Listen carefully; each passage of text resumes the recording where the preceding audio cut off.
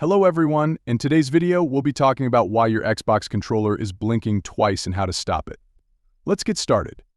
Your Xbox controller is blinking twice because of weak or power-drained batteries. Follow these steps to resolve the issue. Firstly, insert fresh batteries in the controller and charge it up using the charging cord.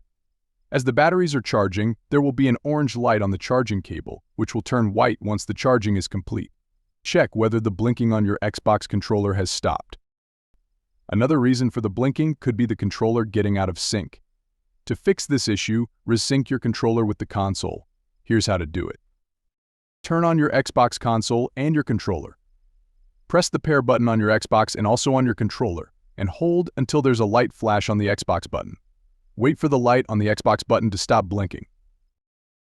If the blinking persists, contact an authorized technician for assistance. That's it. Thank you for watching and see you next time.